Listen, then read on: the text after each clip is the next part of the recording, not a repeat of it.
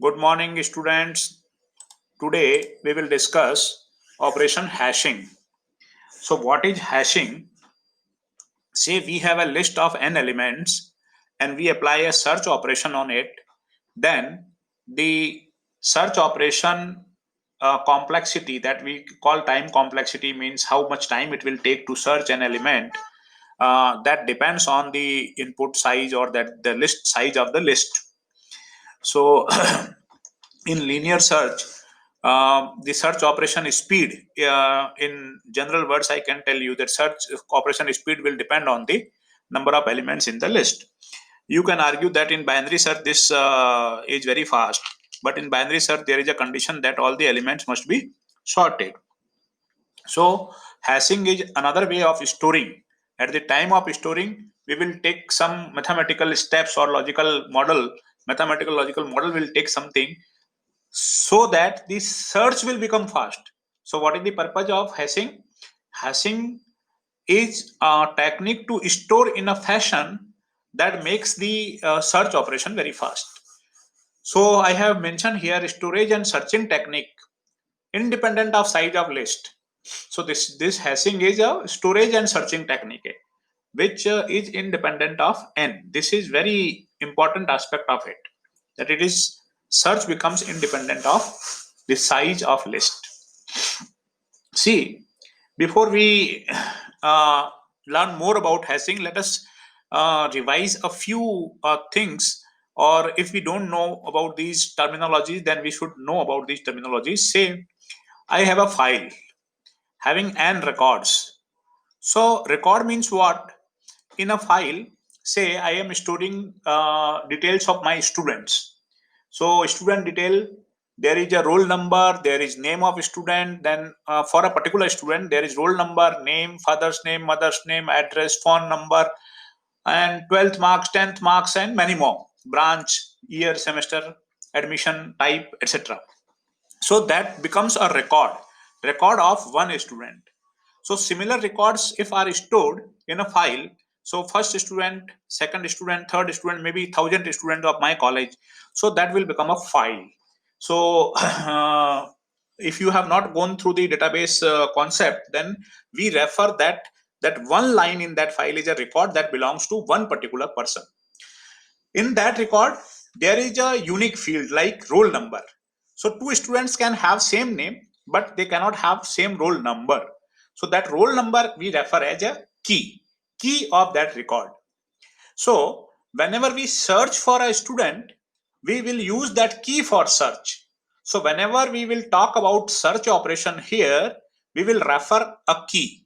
So here I have mentioned a file f is having n records. Each record is identified a unique key, ki, k1, k2, k3, k up to kn. That is set k. So we have a key set k. So those keys will be stored to, whenever we want to find a particular record, we will find the key first. So there is a file f having n records. File f is stored in memory. A table T of m memory locations maintains the file f. So if you store a file somewhere in memory, then you need some memory space. So that file is stored in memory, and a table T having m memory locations will maintain the file. So you are given a memory space with m memory locations. You have n records. So this m is greater than n, so that next time if you want to add one more record, you can add. So memory locations are, say, m1, m2, m3 up to mm, which is set m, capital M. So we represent keys as set k and memory locations as set m. So we want to store these k keys into m locations. So n out of m locations will be used to store file f, and remaining locations from set m will remain empty. That is obvious. And why we have allocated additional extra memory space? We want to store n records, and allocating m locations, m is greater than n. Why? so that if next time we want to add one more record, we can easily add. So space is allotted greater than the requirement. So we have now see, we have a function h which is defined from k to m. K means set of keys, m to m. So set of keys to set of memory locations. This function is called a hash function. See, don't think that hashing is something very new for you. This is only a mathematical function. You have used a lot of functions in your previous classes up to class 12th, or maybe in your BTech courses also, mathematical courses. So a function f of x is defined as 2x plus 3, say, for example. So if I say a function f of x equals to 2x plus 3, what does it mean? It means that for value of x equals to 1, we can calculate f of x equals to 2x plus 3, that is 5. So in that manner, this is also a function. And this function is defined from k to m. And when I say defined from k to m, I hope that you understand mathematics that k is domain. Domain means from this set, we will take values for x. And m is the range where f of x will be calculated. Then we will find values from the range m. So I hope that you understand the words domain, range, function. So this is hash function is nothing but a simple mathematical function which is defined from k to m. That means k domain, the key you will provide to it function, and you will find a memory location which is in the range. So hash function will give us memory locations for each key. So if you provide key, you will calculate hk1, hk2, hk3, hki. Then you will it will return you some memory locations. See, these are the only examples. So m2, m5, whatever.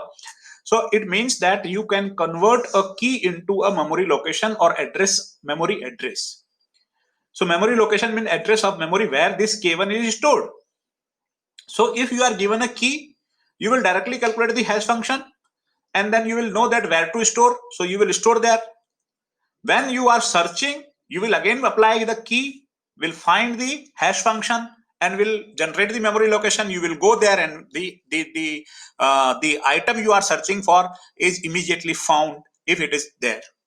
So any value from set m can be the answer for hk, for each value from set k. So in k, so I hope that you are getting the basic concept of hashing.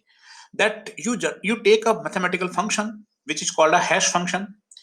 This hash function is defined from your key set to memory location set. So when you want to store something, you just calculate h of k. K means key. So say I want to store a record. That record has a key ki. Then I will calculate hki. It will give me some memory location mj in that range which is allocated to me. So I will store that record at that location. At the time of search, I will again calculate ki, hki, and will find the memory location. I will go there, and I can take the record back from the memory. So search operation becomes very fast, and it is independent of number of elements in the list which we are storing. So this is as simple as this, but we need to understand a few things. That number one is collision. Like hash function, we have generated, or we have developed a hash function that I'm going to use this hash function to store and search operation. So that hash function may produce common value for two keys. So that is called a collision. So hash function may generate some hash value for two or more keys. Same hash value, sorry. So hash function may generate same hash value for two or more keys. This is what we call collision. Say for some key kp, hash function is giving me a memory location mr, and for another key kq, hash function is giving me another same location mr. So this is what we say a collision. So function maps to the same value in memory location M for keys KP and KQ. This is situation is called a collision. So hash function, what it how it is used, that we have understood. Now there are the problems we are taking. That one problem, biggest problem of hash function is collision.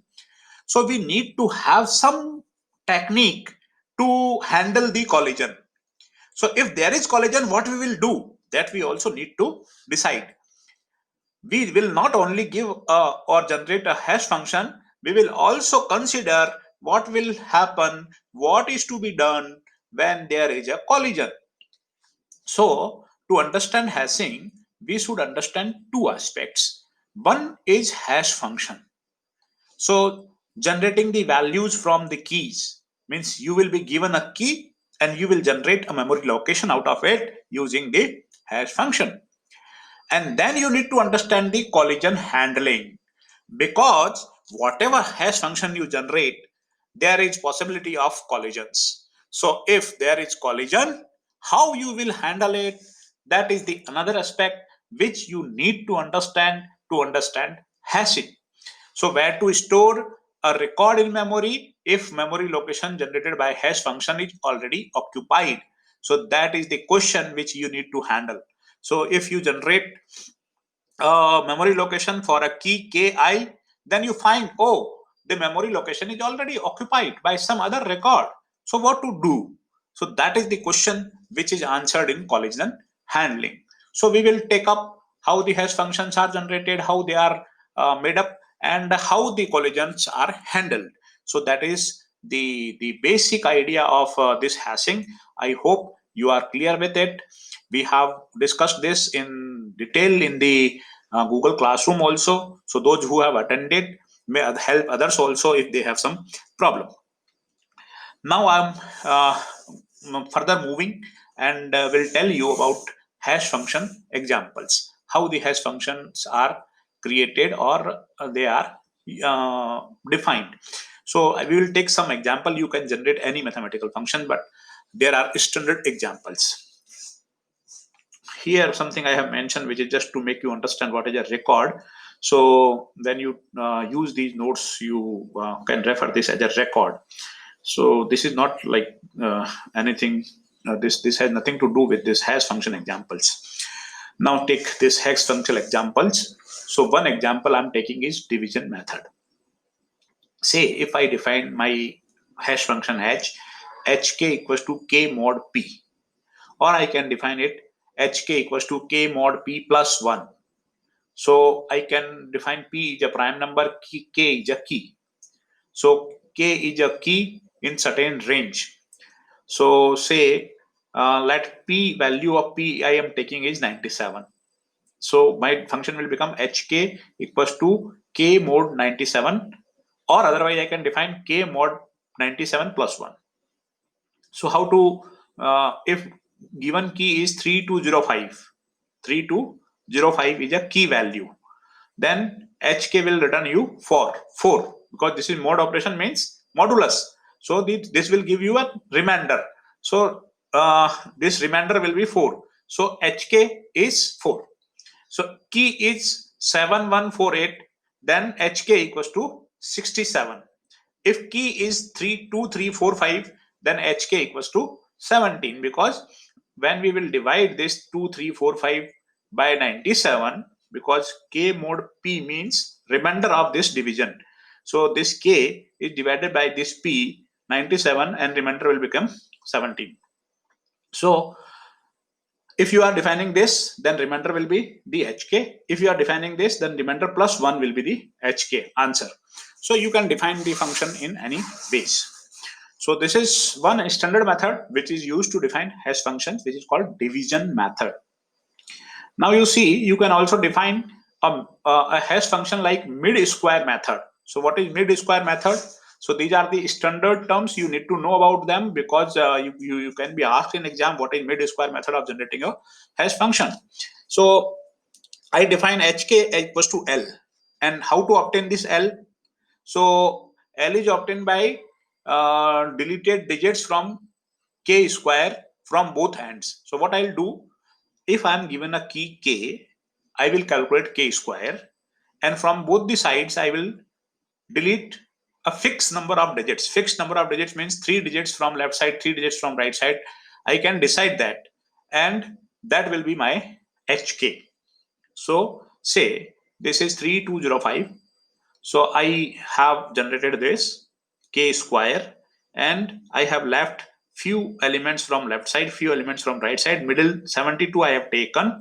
So this is what I say is my hk. So hk is defined as L, and L is calculated as you leave some digits from k square, and then you will obtain this. So this is called mid square method, because you are taking some middle digits. So here you can take few digits like this. Here you can take few digits like this. You can have a question here that if I have decided that how many digits to leave, then maybe there are not sufficient digits. I will tell you that because this domain means range, this k values. So you are defining this function with your domain also and range also. So it, because function is designed by you, you will think what are the permissible values for k that is forming the domain. So I can say that a 4-digit integer number is my domain.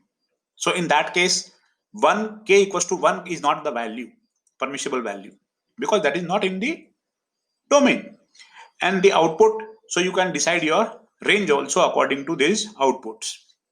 So here what we are taking, because you see here first three digits, unit, tens and 100 digit are left, and then 2 digits are taken. So it is not like 3 digits this side, 3 digits this side, which probably I said but what we are doing, we are taking 3 digits, we are leaving these 3 digits, units place, means ones place, tens place, hundreds place, and then we are taking 2 digits here. So this is the output. So this is how the mid square method works. See, these are the standard forms of hashing functions. You are not bounded to this, that you will do only these type of functions. You can define a function like anything, but you must be wise enough.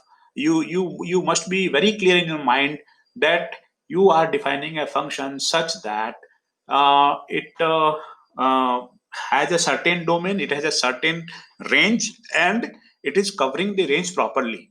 It is not like every time. So you can define a function, oh, I am free to define, so I will define f of x equals to 1, and my domain is any integer number.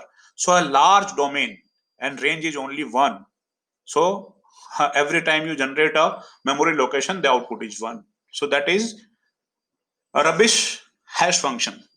So I hope you are getting this point, that now another method is folding method, which is a standard method for making this hash function. So what it in folding method, what we do, we break the key in k1, k2, kr parts. So each part is containing equal number of digits except the last one, this kr. So now add these parts k1, k2, k3 and kr, and you will get the answer. So that in that way you can define your hash function. See, here I have taken this. If k equals to 3205, value of my hash function becomes 37. How? I have divided into two parts, two digits, and then I have added them. Similarly here also. So if I am generating a hash function of only 2 digits, then I can make a rule of omitting the third digit. So this 100 place is omitted, and hk is 19 in this case. So k is 7148. So I have taken this 71, 2 digits, then 2 digits, 48, and added them. So answer is of 3 digit, because I have defined my range in only 2 digits. So in that case I will omit this, and this is also 2, 3 and 4, 5. So answer is hk is hash function value is 77. So you can define your hash function as you choose for, but these are the standard methods: division method, mid square method, and folding method. So that you should know about them, and then you can decide your hash function by your own.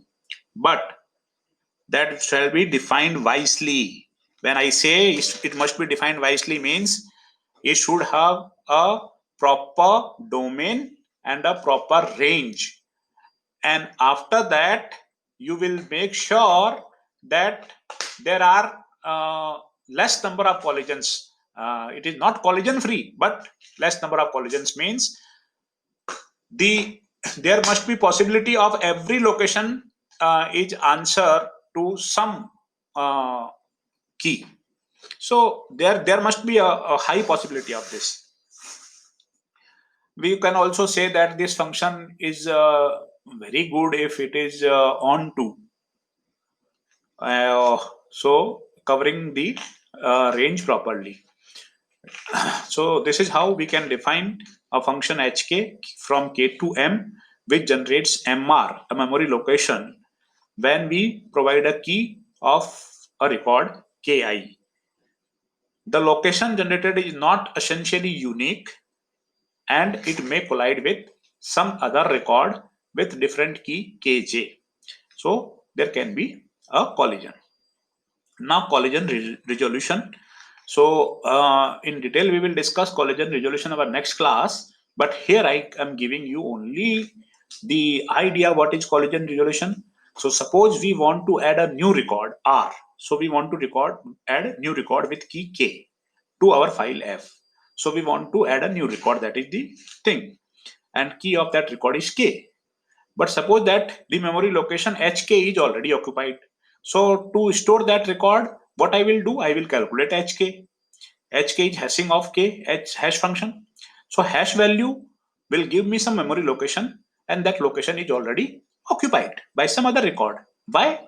Because that hk means hash function value for that record also is the same. So this is a situation of collision. So in this situation, where to store my new record, because that location is already occupied. So I will decide some methods to handle this collision. So which is we call collision handling or sometimes collision resolution. So we will see what is collision resolution in our next video lecture. In class already I have covered this, but those who could not attend the class can keep watching my videos on YouTube. Thank you very much for watching this.